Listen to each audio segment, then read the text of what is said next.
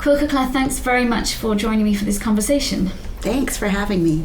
So our topic today is consent to sexual activity in non-ideal or unjust circumstances, which are the circumstances pretty much of the world. That's right. So in other words, how is it possible that people can consent to sex in a world that's so riven with inequality, with power imbalance, and with limited choice situations? But before we get to that, I wanted to ask you at the outset, how do you think about consent to sex in the most general terms? Yeah, thanks for asking that, because I've thought about this a lot. I like thinking of the notion of consensuality as actually prior to the notion of consent. So for me, consensual sex, as I think about it, is sex where everybody who's participating is expressing or communicating that it is their will to participate. It is their will to participate. Everybody else involved also understands that they're expressing this, respects that this is their will, and if anybody were to express that they wanted to stop, everybody else would respect that and stop. So for me, consensuality is about the quality of the communication and the freedom of the actual extended act. And so consent to sex is just agreeing to do that. Mm-hmm. I don't actually think that there's always such a thing as like a moment of consenting to sex. Consensual sex can start in various different ways, but sometimes we actually say to one another, okay, let's do this.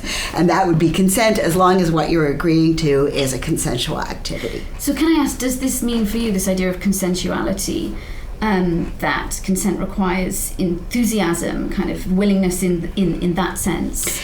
Yeah, actually not. I mean, there's a lot of emphasis in a lot of circles right now, including circles that I feel very sympathetic with, on the idea of enthusiastic consent, and sometimes even the idea that consent doesn't count as consent unless it's enthusiastic. And I actually think that leaves a lot of important kinds of genuinely consensual sex out. Mm-hmm. So, for example, asexual people have pointed out that they often make fully free, willful decisions to have sex, not because they're super enthusiastic about it, but for social purposes or as a favor to a partner or whatever it may be.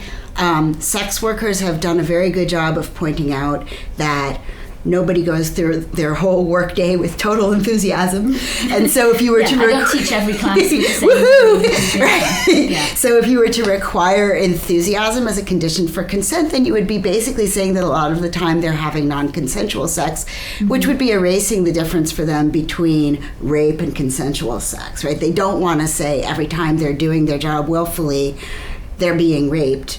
That actually makes invisible the very real problem of rape of sex workers. So I think that in a sex work context, enthusiastic consent doesn't make sense as a criterion. Mm-hmm. And one last one I want to mention, because it's one I've been thinking about a lot. I think that being able to act under conditions of sexual ambivalence is actually really important to our agency. So sometimes, whether it's sex or going on a hike or getting into a boxing ring, whatever it may be, we're really not sure that we want to do something. It pushes our boundaries. We're not sure what the experience is going to be.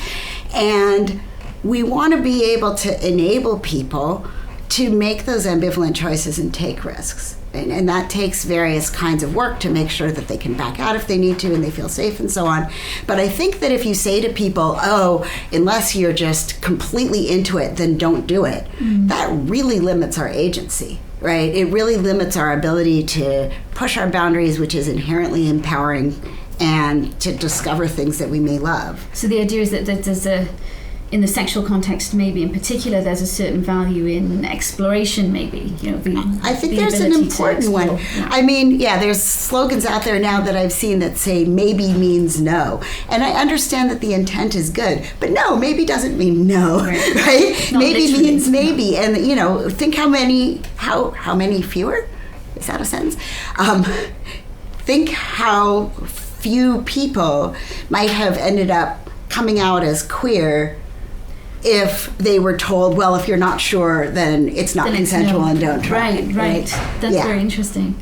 So if we think about autonomy and freedom, I think most of us assume, and surely correctly, that freedom is a critical condition of giving valid consent to sexual activity. But you argue that freedom or autonomy is always a continuum. Yes. And that, in fact, partial autonomy, not full autonomy, is enough in order to be able to consent to sexual activity. So I wondered if you could just say a bit more about that. Yeah, I think I'm a little bit hesitant to say it's enough because it depends on the rest of the context, and that's really the point that I want to stress, right?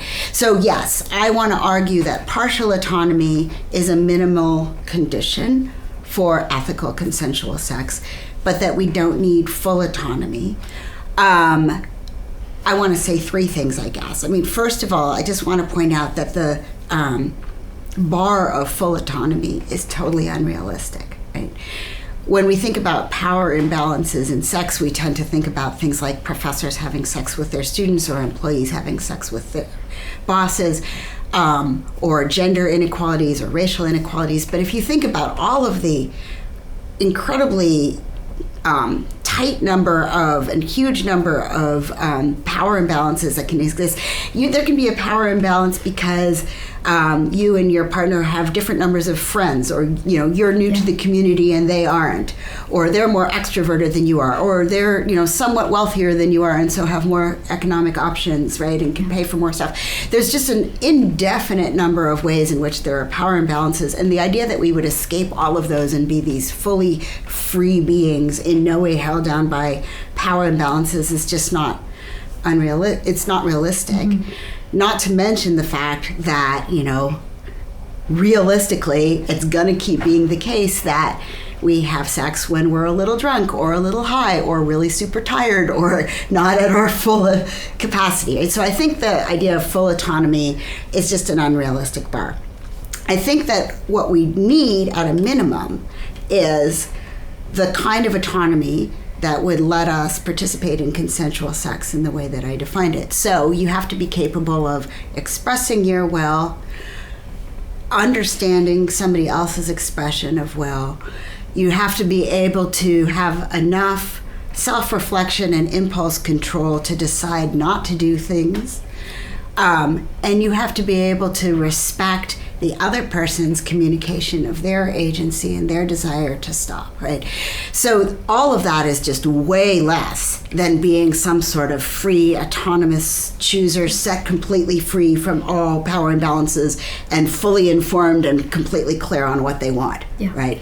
But the last thing I want to say is whether that's enough really depends on the circumstances, right?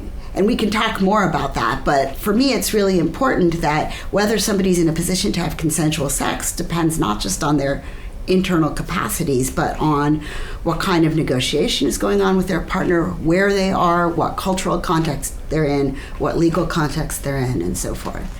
So I suppose the challenge that you would confront, or the antagonist to this way of thinking, would be somebody who says, well, no, nothing short of full autonomy, absolute autonomy, whatever that means, is required for robust consent, valid consent.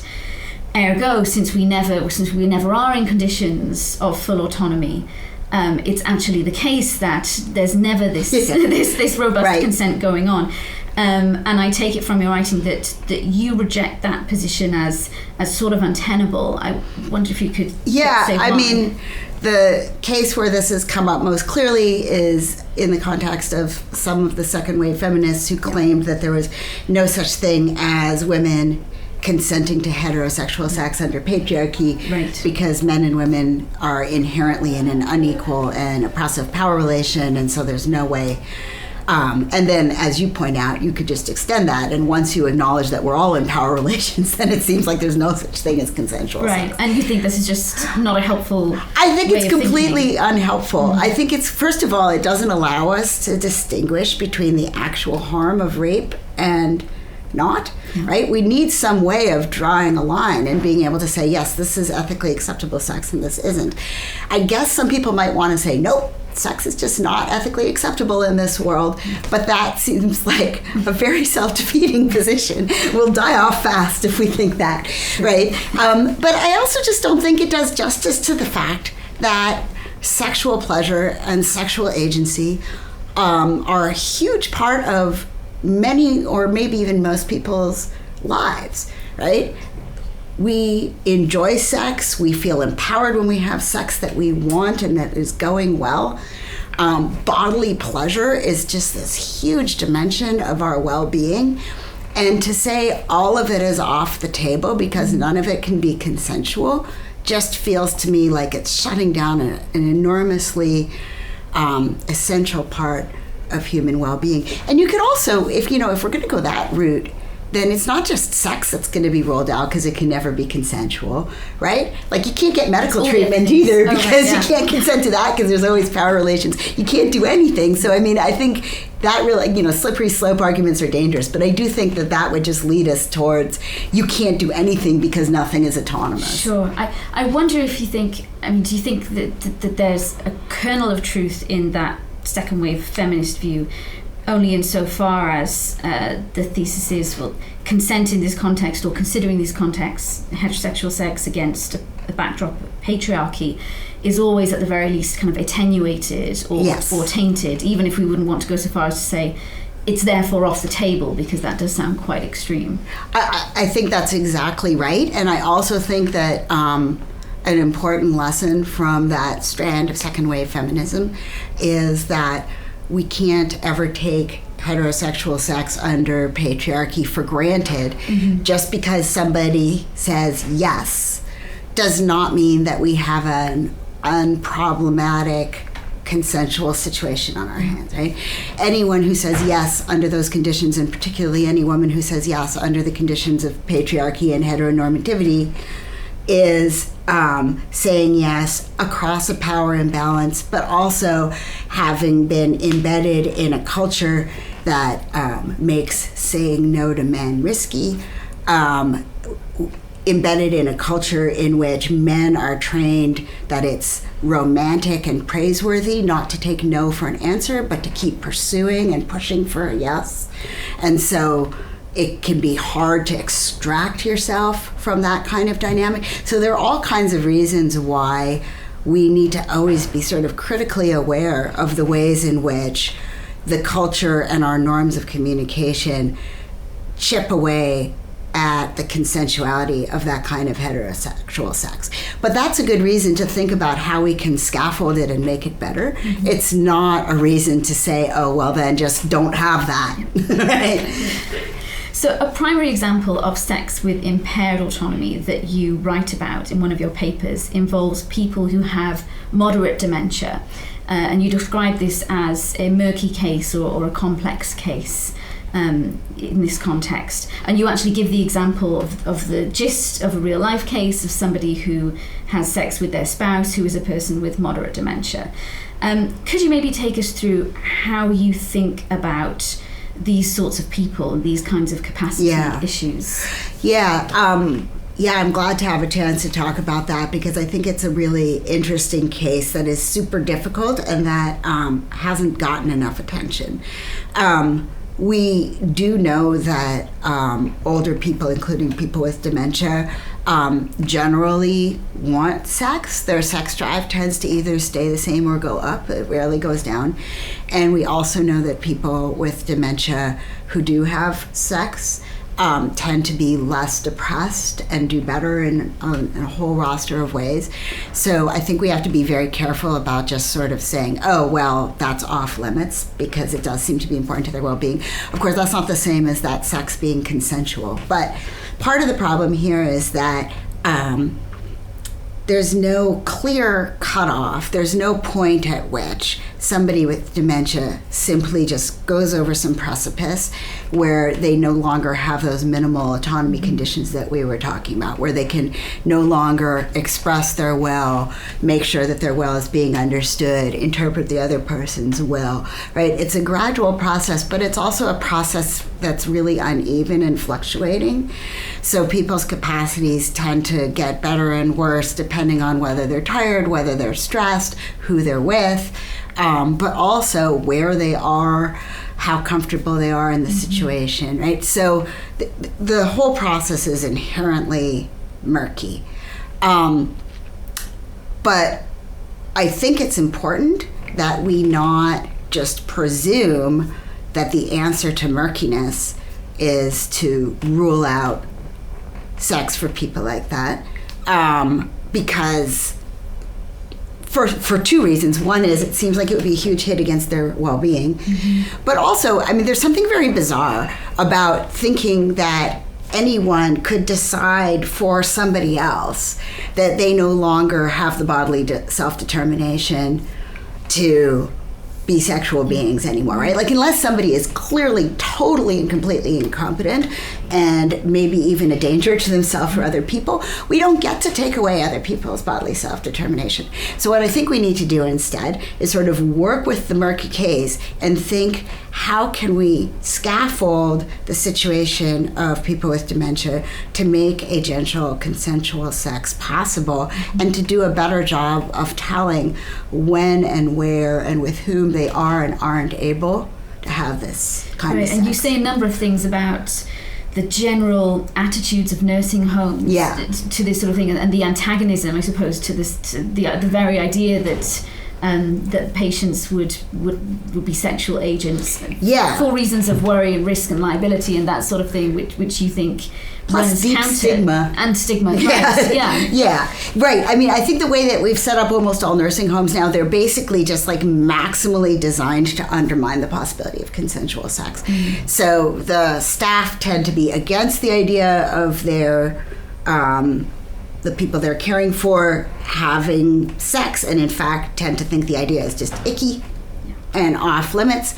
We build nursing homes physically in such a way that people who live there tend to not have a lot of privacy, not have private spaces, not have comfortable, sexy spaces that they can go to. There tends to not be any kind of established, institutionalized sexual counseling, sexual advice, recourse for potential sexual assault. None of that is there. So we've basically set up these institutions that, for cultural reasons and physical reasons, are just antagonistic towards the possibility of consensual sex. And if sex does happen there, it's probably going to be some sort of furtive, secretive thing in an uncomfortable space where you might get walked in on, and where if something goes wrong, you don't want to tell anybody because you weren't supposed to be having it anyway. Right. And if you're worried about somebody's full agency, that's the much opposite. Worse. It's the exact opposite. One thing I think that would be really just wonderful if we could do, and as far as I know, nobody's doing this, is we should make it just standard practice that partners of people with dementia or partners of people in long-term care facilities should receive mandatory training on how to think about negotiating sex with their loved ones, right? Specific training on what are the signs you should look out for to see if the person is in a more competent state of mind today or not, or is manifesting discomfort or hesitation or not, right? I mean, having sex with somebody with dementia is a different kind of thing, and we get no training on it, and so partners are just supposed to kind of figure it out, which I think lays open room for all kinds of mishaps. And just putting it out in the open and saying, look, this is a thing you need to learn to do, I think could be enormously empowering and helpful. So could I ask a little bit further about that, about this idea of scaffolding, as you say, as you put it, somebody's sexual agency. So when a person is maybe in this kind of grey area, you think, well, it's possible that they could meet the threshold of consent, but they may need to be helped in all sorts of ways to meet that threshold. So you've just given a few examples of how they may be helped, which I suppose are to do with their partner's sensitivity to understanding what they're communicating, what their desires are. That's part of it. What would be the other ways in which we could scaffold someone's agency, somebody, say, with moderate dementia? Yeah, this notion of scaffolding of agency is enormously important for me. It's really central to how I think about all these issues. And I think of scaffolding as consisting of multiple different layers, and these aren't fully separable. They of course interlock with one another and overlap with one another, but one is the one that you just mentioned, which is the kind of scaffolding that we get through communication, where we do a good job of explicitly negotiating with our partner. What are your limits? What do you want to do? How are you going to show me when you want to stop? Right? Just that whole sort of communicative layer. There's also, I think, a material, physical layer. So, for example, how easy, literally physically, is it for this person to leave if they need to? Right? And that might be, in the case of somebody with dementia, that might be a mobility issue. Right? Can this person actually just get up from the bed and leave? It might be about whether they have anywhere to go, right? Think about the woman who gets trapped having sex at a frat house with no way to get home and nowhere else to stay, right? Like physically, it's hard to leave that situation.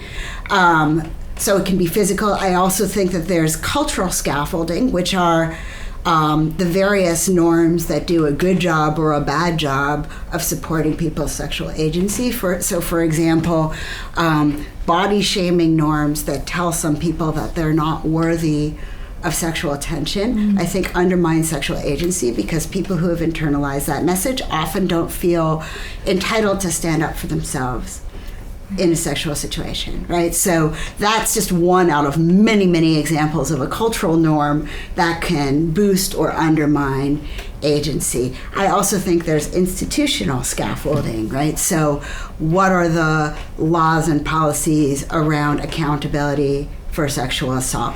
What are the educational how does school education work? How does sex education work? These are all things at the institutional level that can support agency or undermine agency. My last one, at least for now, is when I think of as community scaffolding. Right. So, somebody who has a strong community that they can talk to, go to if something goes wrong, but also not just if something goes wrong, just people to talk to about sex. What's normal? What isn't? What should you put up with? What should you not put up with? Friends who you can rely on if you're feeling unsure. That whole sort of being embedded in a supportive community rather than a shaming community or no community at all, right, I think is another important layer here. So if you think of somebody with moderate dementia, there's just all the difference in the world between somebody who has a partner who's good at negotiation, living in a place that makes sex possible and safe for them, right, in a community where older sexuality is not stigmatized, in a country or a jurisdiction where the laws around sexual assault are pretty good and victim friendly. That person versus somebody who is just, dumped in a facility with no privacy and no history of knowing how to negotiate sex, and then has something happen and doesn't know what's going on, right? I mean, these are just completely different situations, even if those two people have the same kind of cognitive capacity in some sense. Yeah. I mean, obviously, the greatest worry in this context, where we're thinking about people with impaired functioning of some kind, is the worry about exploitation of vulnerable people and the possibility of abuse, which I assume kind of looms very large in the consciousness of people who work in nursing homes, and partly maybe explains the general attitudes. So, I mean, what might you say to somebody who thinks, well, that there's just too much risk here when one person is so vulnerable to abuse, meaning that really we should just be thinking about consent and sexual activity as off the table? Right. Yeah, I mean, I guess I would want to really stress 2 points. One is, I think that our entire approach to thinking about sex and sexual agency, interestingly, from sort of both the left and the right, if I can cartoonishly oversimplify the sides here, right, tends to be organized around making sure that bad sex doesn't happen. right? So from the right, you have this message of just, sex is bad, just say no, right? And from the left, you have this message of like men do terrible things to women and women now to be able to say no. But they're sort of united in their focus on how do we ensure that no is possible? Right. And I kind agree. Of a negative slant. Yeah, I mean, just fundamentally negative. Yeah. And I agree that is super important, and I'm not trying to undermine the importance of it. But neither of those approaches really directs our attention to the fact that there are huge positives and benefits to having access to sex and sexual pleasure and sexual agency, right? And it's not a trivial thing by any means to take away somebody's bodily self-determination and access to pleasure and access to what might be, especially in the case of dementia, like absolutely crucial social bonds to another person that are like sort of holding you in yourself and say, oh, you don't get that anymore because it's too dangerous, right? So, I mean, I think that like it's a risk-benefit calculation, but people always focus on the risks, and the risks are real, but we don't have conversations about the benefits. The other thing I would stress, which I mentioned slightly before, but I really want to hammer the point home, is I just don't think anybody gets to make that decision for somebody else. Like the idea of, okay, no, sorry, too dangerous, sex is off the table for you. For me, that's almost like a category error. Like other people don't get to refuse sex on somebody else's behalf. Right. Unless they are truly like completely unable to meet that minimum bar for autonomy, right? So I don't want to say can never, like, or if it's extremely dangerous to, even then people get to like do things that'll kill them if they want to. Right? By imposing consequences on anybody, or consequences of a certain type on anybody who would have sex with them, you're saying that's effectively what we would be doing, is making that decision for I think it's taking, Now, I mean, I want to be clear, I think there are exceptions. I think that there are cases where the power imbalance is so great that it's just literally impossible for the less powerful person to consent. Like when we're dealing with an adult and a small child, for example, or when we're dealing with a disabled person and their caretaker on whom they're completely dependent. Yes. I think there are some cases where it's like, no, self-determination is nice, but that's not an option in this situation. And then we do need like things in place to keep sex from happening, laws and other stuff.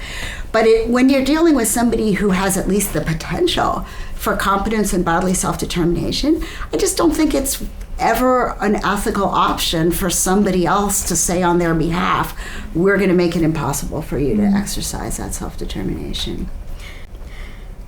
So far we've been speaking about all of these things exclusively in terms of consent and what does or doesn't get a person to the threshold of consent.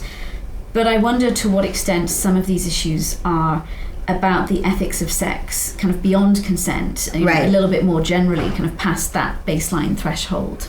Right, yeah. So consensual sex, all ethical sex is consensual, but not all consensual sex is ethical, right? So, I mean, there's sex that is consensual but unethical for any number of reasons. For example, you might be having consensual sex that unacceptably betrays somebody else.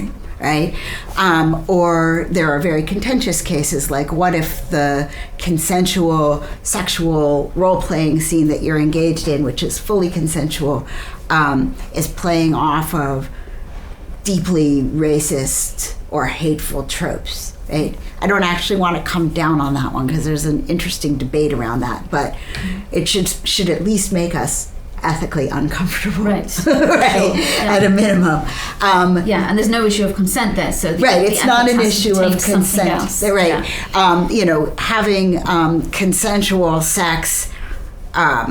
This might be an issue of consent, although an odd one, right? Having consensual sex in some very public place in front of other people who don't want to see it.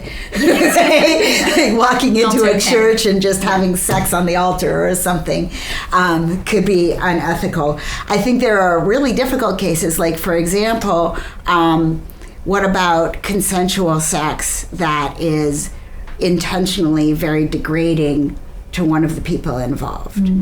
I think there's a lot of subtleties there. I think sort of degradation kinks are legitimate kinks, and there's ways of playing with them and making them ethical, but it's very easy to consent to something that really is against your self-interest in the sense that it dehumanizes you or degrades you. And the last and probably most common one is like you can legitimately consent to sex for all kinds of bad reasons when you shouldn't be consenting to sex, right? So you might consent to sex with somebody just because like you think it will make you more popular even though you hate it. Yeah. Or you might be consenting to sex because you think that there's this wonderful article out there about how there's a lot of pressure on women who have cancer to have this sort of eat, pray, love attitude towards sex and enjoy sex to prove that they are life-affirming and positive. Right, so this isn't pressure from any particular person, it's from the culture, yeah, but also sometimes from their doctors buying into these weird cultural tropes, like good cancer patients are life-affirming and have sex. And that's part of it. Yeah. And that really made a big impression on me. So like you might legitimately consent to sex because you think that like that's the kind of cancer patient you're supposed to be, even though you're finding it painful and gross and uncomfortable. Right? So there's all kinds of reasons why consensual sex might be terrible, either ethically terrible or just really unpleasant. So we already spoke a bit about power differentials, which is something you're interested in and is one of the, I suppose, contexts in which autonomy can be impaired. And you made the point that almost no sexual interaction and maybe almost no relationship is likely to be entirely equally balanced in terms of power. And this is something that we have to sort of work around, I suppose, when thinking about consent. But there are other kinds of cases where people may be kind of intentionally playing on a power dimension in a sexual interaction or intentionally exploiting a power dimension. I wonder if you think that's a different sort of a scenario that warrants its own analysis. Yeah, I'm really interested in cases like this because there's a sort of a version of what consent is supposed to look like, including in a lot of feminist literature that I'm generally very sympathetic with, which says, look, if somebody is being submissive or is having control taken away from them, then it's just bad. It's not consensual and or it's sort of repeating oppressive power dynamics, and so we should just not do that. Again, I think this is unrealistic.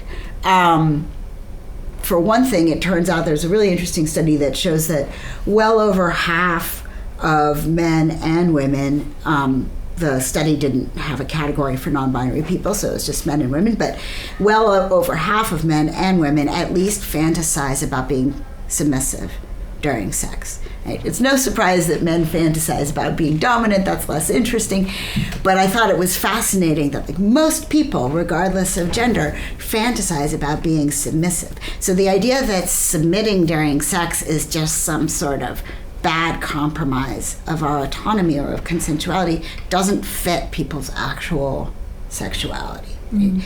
So the question is, how can we do that agentially, right? How can we play with power dynamics and give away our control and submit to somebody else and still have that be ethical and agential? And I think one of the keys is that kind of power differential. I mean, first of all, it shows something that I was talking about at the beginning, which is that if that can be consensual, then consent definitely does not mean the traditional autonomous chooser who knows exactly what's going to happen and controls everything, right? Because that's exactly what you're saying you don't want to be, right?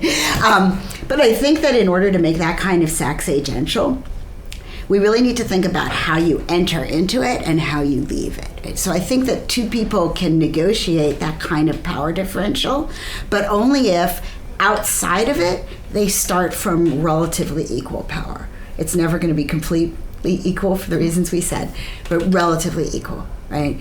So two people who are both empowered enough to negotiate with one another well and to not be dependent on one another or afraid of one another can negotiate and say, look, I want to have this dynamic with you.